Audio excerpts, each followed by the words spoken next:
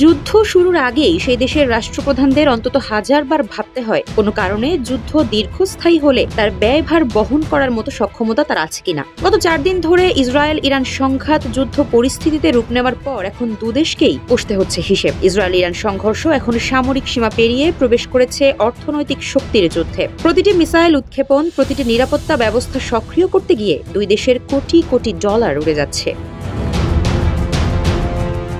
এই লড়াইয়ে একদিকে দাঁড়িয়ে আছে আমেরিকার মদতপুষ্ট ইসরায়েল আর অন্যদিকে নিষেধাজ্ঞা আক্রান্ত ইরান। প্রশ্ন এখন একটাই, কে আগে অর্থনৈতিক দম ফুরিয়ে হোঁচট খাবে। চলতি বছরের জানুয়ারিতে ইসরায়েলি পত্রিকা ইয়েদিওত আহরোনতে প্রকাশিত একটি প্রতিবেদনে বলা হয়, গাজায় ইসরায়েলের যুদ্ধের খরচ $42 বিলিয়ন পৌঁছেছে, যা প্রতিদিন গড়ে $8,38,00,000। ইসরায়েলি সেনাবাহিনীর চিফ অব স্টাফের অর্থনৈতিক উপদেষ্টা এবং প্রতিরক্ষা মন্ত্রণালয়ের বাজেট বিভাগের প্রধান গিল পিনাসের বরাত দিয়ে এই তথ্য জানিয়েছিল পত্রিকাটি। আরও জানায়, গত বছর 1 অক্টোবর ইরানের ক্ষেপণাস্ত্র হামলার বিরুদ্ধে আন্তর্জাতিক জোটের সহায়তায় ইসরায়েলের আকাশসীমা রক্ষা করতে এক রাতে $27,90,00,000 খরচ হয়েছে। গত বছর 1 অক্টোবর ইরান ইসরায়েল লক্ষ্য করে প্রায় 180টি ব্যালিস্টিক ক্ষেপণাস্ত্র নিক্ষেপ করে। তেহরান জানায়, হিজবুল্লাহ ও হামাস নেতা এবং একজন রেভলিউশনারি গার্ড কমান্ডারকে হত্যার প্রতিশোধ হিসেবে এই হামলা চালানো হয়েছে।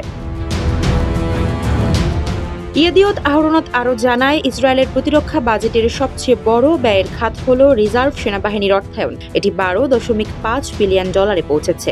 ইরানের দৈনিক সামরিক ব্যয়ের অনুমান ইসরায়েলের তুলনায় ততটা সুনির্দিষ্ট নয়, তবে সক্রিয় সংঘাতের সময় তা প্রতিদিন $46 কোটি থেকে $65 কোটি পর্যন্ত হতে পারে বলে অনুমান করা হয়। ইরানের ব্যয় সাধারণত ইসরায়েলের তুলনায় কম হয়, কারণ তাদের অস্ত্রশস্ত্র তুলনামূলক সস্তা। ইসরায়েলের একটি অ্যারো ক্ষেপণাস্ত্রের দাম $35 লাখ। এটি সরবরাহ করে যুক্তরাষ্ট্র। সে তুলনায় ইরানের একটি ব্যালিস্টিক ক্ষেপণাস্ত্রের দাম প্রায় $1 লাখ। অবশ্য এই হিসেব একটা অনুমান মাত্র। এই তথ্য নিশ্চিতভাবে যাচাই করা কঠিন, কারণ ইরান বিস্তারিত সামরিক বাজেট কখনোই প্রকাশ করে না। উভয় দেশই উল্লেখযোগ্য অর্থনৈতিক চাপের সম্মুখীন। ইসরায়েলের 2024 সালের বাজেট ঘাটতি জিডিপির 8% ছিল। গাজা ও লেবানন সংঘাতের কারণে এই ঘাটতি আরও বেড়েছে। আর ইরানের অর্থনীতি ইতোমধ্যেই নিষেধাজ্ঞা, উচ্চ মূল্যস্ফীতি এবং ইরানি মুদ্রা রিয়ালের অবমূল্যায়নের কারণে দুর্বল। দীর্ঘস্থায়ী সংঘাতের ব্যয় বহন করতে হিমশিম খাচ্ছে। আফসারা নাজ, নিউজ ডেস্ক, ইত্তেফাক।